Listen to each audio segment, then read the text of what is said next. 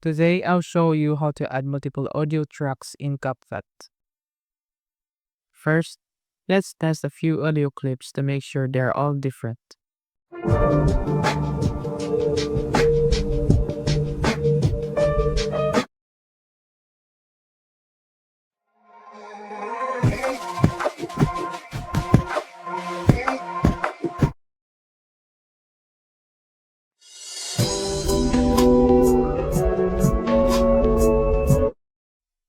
Now, to layer them, simply drag each one into the timeline and place them on separate audio tracks like this.